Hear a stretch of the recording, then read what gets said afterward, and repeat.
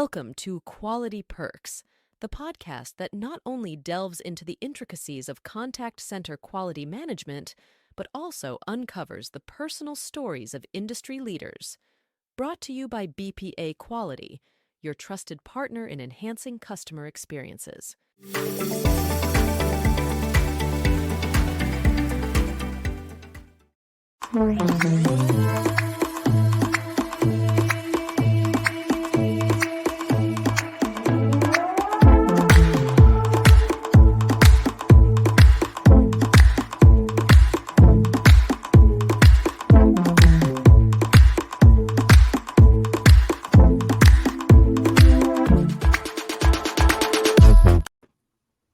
And good morning and welcome to Quality Perks.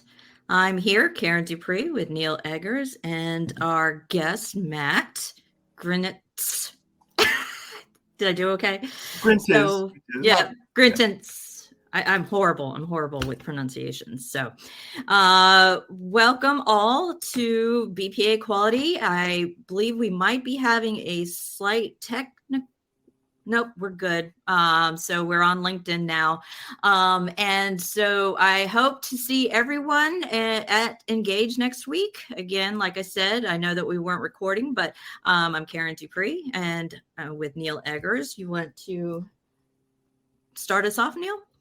Yeah, absolutely. So always live episodes always have some type of glitch in it. So yes. The pressures of doing things live, what can we say? Yes. Welcome everybody. Matt's here joining us again for an exciting return engagement. I know everybody out there in the social media world has been waiting on bated breath for Matt's return to Quality Perks. So we're excited to have him with us. And yes, the three of us are going to be out in Las Vegas next week for Verint Engage. So we're super excited about that. And we wanted to just have an episode this week as kind of a preview for what we're going to be talking about with customers while in the Solutions Lounge and at breakout sessions and participating in all the extracurricular events. So we're excited to talk about technology and quality and speech analytics and all of those things that are wrapped up into the event. But before getting into that, first things first, we need to talk about coffee. Karyn, what do we have today? I am drinking a Charleston Organic. It's a medium roast ground coffee. Something that I found locally. So it's a smooth, bright, and welcoming, inspired by our hospitable hometown in Charleston. Sounds like my personality. Absolutely. I would totally agree with that. They started in 2005 and it is organic. So I don't have to worry about anything crazy in my coffee, but the caffeine. Good thinking. Matt, what do you got? Lay it on us. Well, I think last time I was on, I was kind of a coffee noob. I was drinking decaf Starbucks or some garbage like that. So I've significantly upped my coffee game since I was last on. I went as far as buying a proper drip coffee maker, no more of these pods. So I'm more environmentally friendly now. And I've developed a taste for black coffee. So now the actual type of coffee matters a little more. I've been exploring different kinds. I accidentally ordered myself a sampler pack of different coffees from around the world. I say accidentally because I bought it as a gift for a cousin, got two of them by mistake. I'll take it. So I found that Ethiopian coffee, Peruvian coffee, all sorts of different roasts and blends. But today I'm drinking a very boring Dunkin' Donuts medium roast. So wow, I know it was a lot of buildup for. You set it up. I will say though that I've also got a special mug today. This is my Snuffleupagus mug from Sesame Place. It does say, I believe in coffee. Not an imaginary friend here. This is a necessary part of every morning, 2 to 3 cups worth. So thanks for having me today. Is Quality Perks directly responsible for your coffee addiction? Or, I mean, not my addiction. A gateway to this? I feel like you guys shamed me last time with my poor choice of coffee. And maybe I set myself up to be shamed once again with the regular Dunkin' Donuts blend, but I'm just trying to share that I've grown a bit more worldly in my coffee choices. So when I've got when I have them on hand, I like to dabble with different types of coffee now. So to make up for your Dunkin' Donuts brew, next time you're on, we're going to want you to actually drip cough, make it in front of us. With the, yeah. Dude. I'll drown you guys out with the sound of the grinder in here. Perfect. Yeah, we should up our game a little bit, I think. Yeah. Well, I was on vacation last week in kind of western United States, Wyoming, and I went to Jackson Hole and picked up some fresh coffee from Jackson Hole Brewery. So I don't have the bag to show you, but it is in the Eggers hand-me-down. I think this has like been in my family for, I don't know, 3 or 4 generations. So I'll try not to break it during the episode, but here's the cup from the Eggers coffee cup supply. So we'll move that aside, and we're done talking about coffee for 5 minutes. So we'll move to next week. So in our continuing our green room and our prep conversations, Karyn, we've got to figure out a way to record these, because I think that our green room and prep discussions are way more entertaining than our live episodes. So it's not a blooper reel, it's a behind the scenes. I don't know what it is, but we'll figure out a way to record it and get it out there. But there's lots of conversations that we're excited to have with customers next week. Matt, I know that there's 2 specific areas that you're passionate about talking about when it comes to managing a holistic quality monitoring program. One of those is from a resource perspective. A customer may not have the resources to properly deploy and execute a program over a period of time. Another option may be, I don't know how to use this. I have it. I'm not getting the value out of it because I need somebody to help me. So which one of those do you want to talk about first? Which one is not that there's any order, but I'll give it to you. And we honestly, we hear both of those comments from our customers in equal measure. So I'll start with the first one you mentioned, which is the resource depletion, or the lack of bench strength in some cases. So we hear this often. It's not specific to Verint customers. It's really anybody getting any new technology to support their quality organization.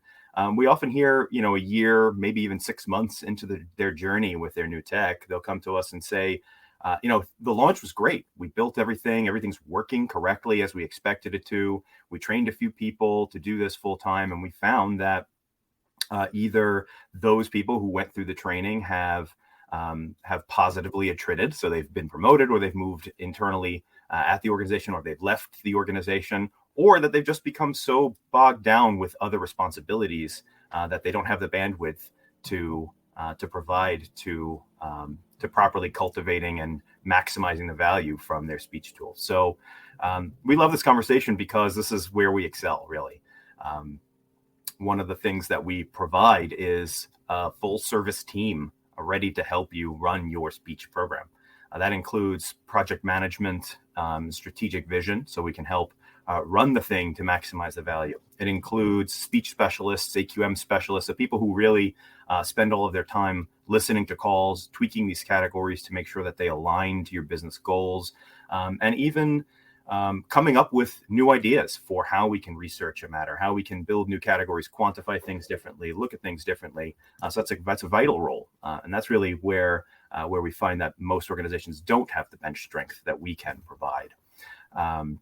And so we're happy to provide it. We also, as part of that deal, we also include the analysis portion. So obviously that's critical. The data is meaningless unless we can extract meaning from it. So we have a whole team here that we can call upon that includes business analysts, it includes data scientists, psychometricians. So we can do the advanced analysis, the advanced mathematics. We like to pull in data sources from up and down an organization, not just what we extract from speech. We like to look at traditional remote call monitoring quality scores and the things that we measure through those programs. We love to look at CSAT. We love to look at anything that's voice of the customer is really impactful, because we can see, we don't like to work in a silo here. We want to see what is the impact of this on the actual customer. So can we find calls? Can we look at the influence of certain behaviors on the outcomes as stated by customers? And that's a real critical thing for us, and that's really at the heart of what we feel is a properly run and an effective quality organization. Yeah, for sure. So it's a lot of value realization, right? So it's driving to the outcomes that the business is needing, and then realizing the value from that. So paying for the services, the outlay to get the technology, but making sure that you're covering those costs by moving mountains and solving problems. Absolutely. Yeah, you're right. even in cases where there is a strong strategic vision, it's the lack of resource that we can help fill. The other issue that you mentioned at the start, Neil, was a bit of a different challenge that we hear from some of our customers, which is I don't have the strategic vision. So I've got the evaluators, I've got the specialists here. They've gone through training. They're effective at writing these categories, but we don't know how to maximize that. We don't know how to get the most out of this. We're really hoping that this tool could help us solve problems, could dig into some issues, but we just don't know how. And we love that conversation as well, because we can help provide that strategic vision. We can talk about the organization's goals and then work backwards from there. How do we develop programs, BI initiatives, AQM, automated quality forms, outlier management? How do we harness the power of all of those initiatives to work in lockstep towards achieving those organizational goals? And that's something that we excel in as well. And so we love to hear customers come to us with that, because we know that they're already engaged. They want to realize value from the tool. They've already invested in the tool. And we're just here to help them, help guide them, if you will, towards. How do those conversations start? Like, so you specifically that second one, right, where you've got, a customer may have the infrastructure and the resources available, but somebody comes up to you and says, I've got this, but I don't know how to get started with all of this. How do I develop a strategic vision for this technology? How do I identify opportunities that a customer may already know what they have? They may have problems, right? They may have, high return calls. They may have, FCR may be high. They may be, have irritated customers on a certain driver. How do you start? Like, that seems like trying to define space. Where do you go with that? Yeah, that's a good question, Neil. So we consider that there are multiple sources of inspiration, if you will, right? Multiple triggers to lead us down specific strategic pathways, right? Sometimes they come from the executive C-suite, right? Like, we have organizational goals that we want to meet. It may be about reducing call time. It may be about reducing repeat contacts. We have other observations that come from the bottom. So it may be from the regular remote call monitoring activity. Evaluators hear things that might fall through the cracks otherwise. And those observations are critical in highlighting areas where speech can really shine, right? What it's best at is quantifying large volumes of things. So if we hear one small observation from one lonely evaluator, we can turn that into something much broader by building a category, quantifying, to really understand the breadth of the issue before we start tackling the problems themselves. So really, there's lots of different sources of inspiration, Neil, for how we might kick off a specific journey using speech. But I think in general, it's about having an organization that's structured to handle this type of work. So it's about having the project management, the specialists ready to go.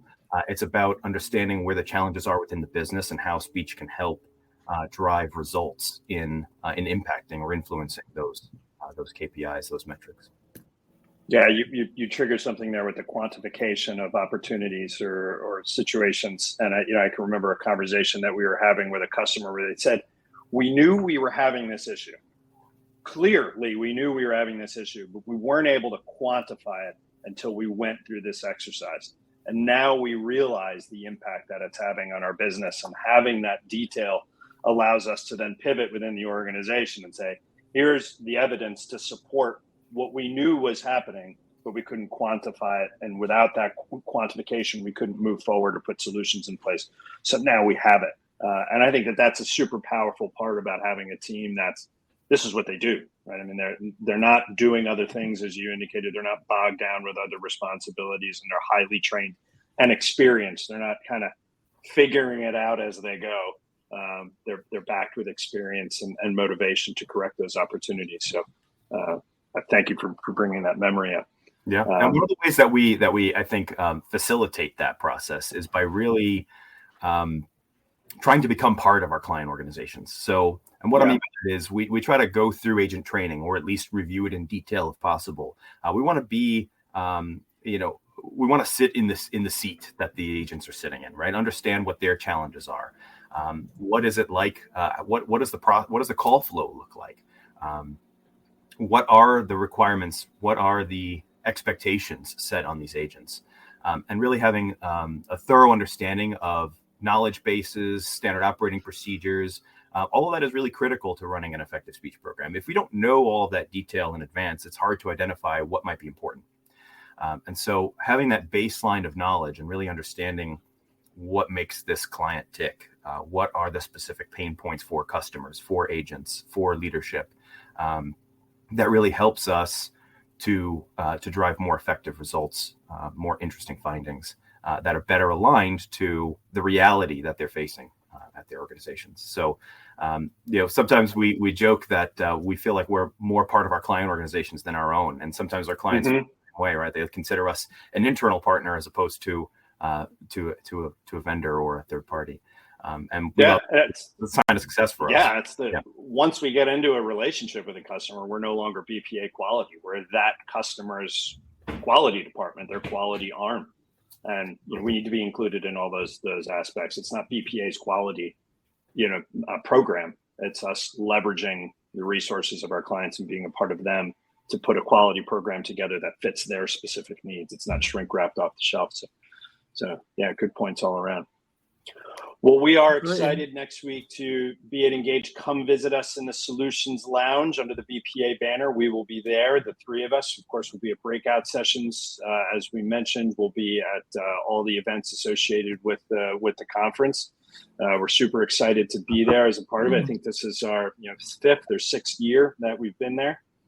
So we're excited to be part of it again and get to speak to all of you, make new relationships, and get together with old contacts and have a good time out there and learn some good things about Verint and all their products and services. So Matt, Karyn, thank you for another intriguing, interesting show. Matt, work on your coffee game for your next engagement. We'll probably have a recap. I think it makes sense to get you on as many times as we possibly can. Yes, so we can learn how you've moved on in your coffee game and maybe what we learned at Engage. I feel like this is a trap. You just want to insult my coffee choices further. Nah, not at all. Pretty much. There's always interior motives. But thank you, everybody. We will see you next week. And those who we don't see, we'll see you on social media or wherever else we may find you. Take care and have a great rest of your week. Thanks, everybody. Bye.